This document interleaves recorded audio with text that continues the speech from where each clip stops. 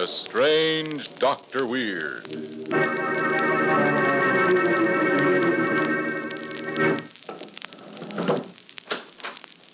Good evening. Come in, won't you? Why, what's the matter? Not nervous, are you? I don't want you to be nervous. Perhaps if I told you a story, it might help to calm you. I know a very nice story about a man who tried to live another man's life for him. I call it The Two Faces of Death.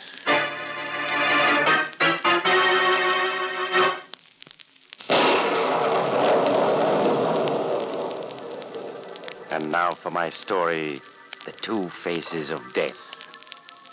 In an office high above the city, George Post of the financial firm of Post & Jones is dictating to his secretary, Nelson Smith, when the telephone rings. Shall I answer it, Mr. Post? No, I'll get it, Nelson. Hello, Post speaking. Who? Oh. Yes. Yes, I see. Monday morning, you say? And the tip came from... Yes, I get it. I'll take the necessary steps.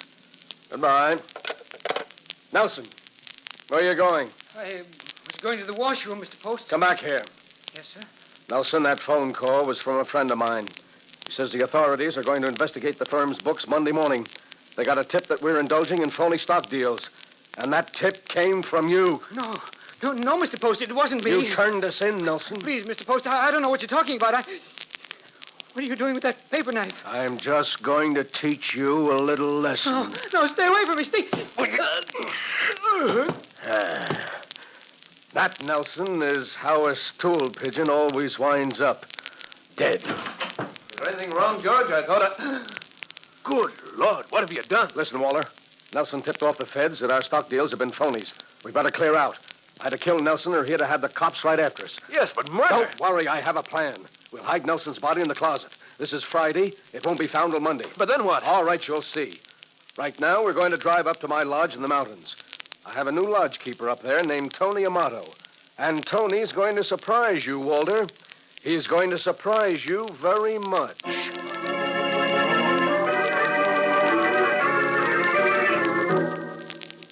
Late that evening, the two partners reached the lonely hunting lodge in the Adirondacks. And when Walter Jones got his first glimpse of Tony Amato, the lodge keeper, he could scarcely conceal his astonishment.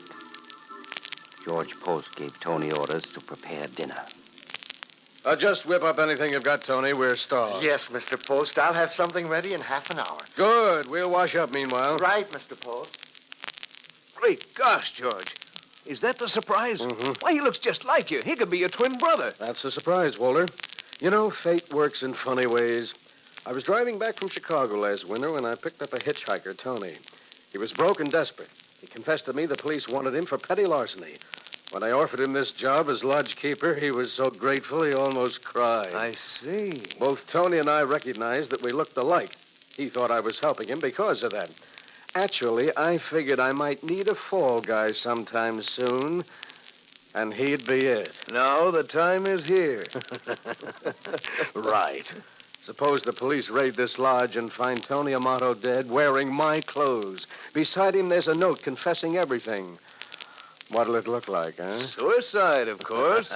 They'll bury him and stop looking for you. Exactly. And you can go on back to town and claim you didn't know what was going on. I'll take all the blame and clear you entirely. Why, that's perfect, George. But after you've taken care of Tony Amato's identity, what'll you do? I'll go back to Chicago and give myself up to the police. What? Yes. I'll claim amnesia. Oh. Say I can't remember what happened. Just that I committed some kind of crime and I want to clear myself. If necessary, I'll go to jail for 6 months for petty larceny. It'll be the perfect hiding place. Well, I'll be jiggered. It's brilliant, George. Positively brilliant. Yeah. Well, suppose we get ready for dinner. It's going to be an important dinner for Tony Amato. His last.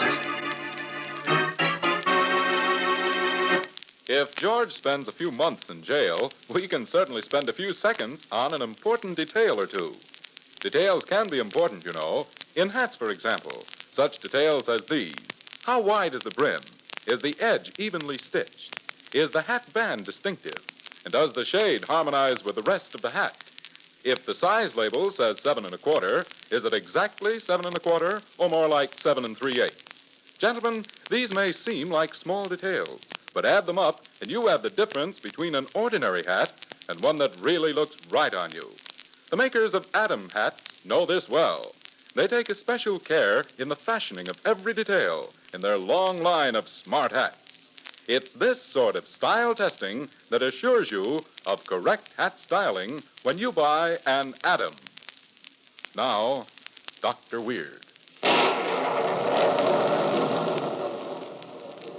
Now I'll continue my story, The Two Faces of Death. Dinner at the hunting lodge is over, and George Post has invited Tony Amato, who looks so strangely like him, to sit down and have a drink with them.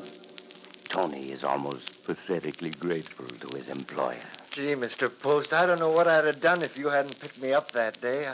I can't tell you what this job means to me. George is like that, big-hearted. You like it here, Tony? Oh, it's swell, Mr. Jones. So quiet and peaceful. You haven't been into the village much, have you, Tony? Oh, no, Mr. Post. You warned me about that. I haven't been to town once in the whole 3 months. Good. Well, let's finish our drinks. Here's to climb. Gee, that's good. Well, Mr. Post, if you'll excuse me, I'll clear off. I feel so funny.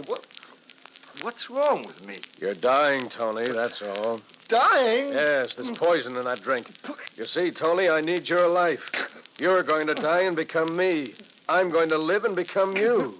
Simple, isn't it? You're going to become me? That's a hot one. Well, I hope you enjoy it. I hope you enjoy being Tony Amato.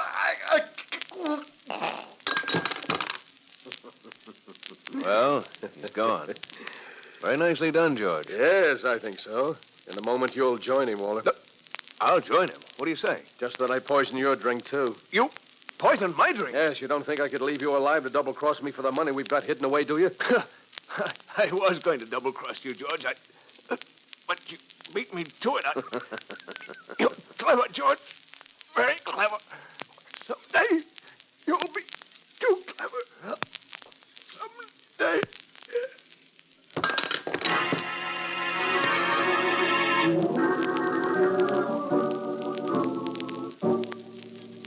2 days later, in the early evening, George Post, dressed in clothes that had belonged to his ex-lodgekeeper, Tony Amato, descended from a bus in midtown Chicago. He walked a few blocks, then stopped to buy an evening paper. Yeah, it should be here. They've had plenty of time to find the bodies. Oh, yes. Yeah, here it is. Banking firm partners in suicide pact. Police disclosed today that George Post and Walter Jones, the stock brokerage firm of Post and Jones, took their own lives. Save for a complete auditing of the books to determine the size of the swindle, authorities have marked the case closed. Well, that's that. George Post is dead. Now to carry out the rest of the plan, to give myself up to the police and clear Tony Amato's record. Uh-oh, here comes a policeman now. He'll do. Oh, officer. Huh? What is it? Officer, I want to give myself up. Give yourself up? What for would you be giving yourself up now? Oh, Tony Amato, is it? What? Well, what brings you back to Chicago, Tony? Oh, you know me? Sure I know you, Tony. Didn't I see you often enough hanging out in the pool rooms here in me beat? Oh, then you must know what I did. What I'm wanted for. Huh? Well, you see, I was in an auto accident. I hit my head. I can't remember much except my name and that I was running away from the police. So it was the police you were running away from? Yes, I think I stole a little money. I want to clear myself. So you think you stole a little money? That's a hot one. Well, maybe you did. But we don't want you, Tony. You're free as the wind for all we care. You mean I'm not wanted for anything? Not as far as we're concerned. Well, that's fine. I guess my memory... Tony, look out! That car!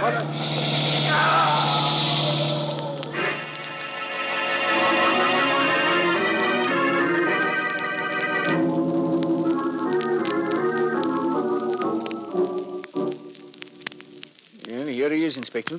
Yeah, it's Tony, all right. So the Scarlet Mob got him, did they? Yeah. I saw the car coming. I ducked just in time. I wonder what brought Tony back to Chicago. He must have known Joe Scarlet was after him for holding out on his numbers collections. I sure can't figure it out, sir. He was trying to tell me something about losing his memory when they got him. Yeah. One of the boys must have seen him on the street and recognized him. Well, I guess we'll never know. Wait a minute. His lips are moving. He is trying to speak. What is it, Tony? Not. You're going to become me. That's a hot one. You're clever, George. Very clever. No, I'm not Tony. Can't catch what he's saying, Inspector. I hope you enjoy being Tony Amato. Someday, George, you'll be too clever. Too clever.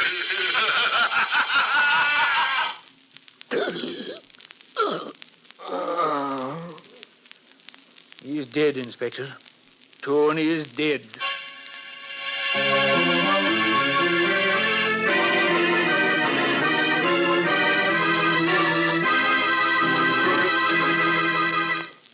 Yes, our friend George was clever.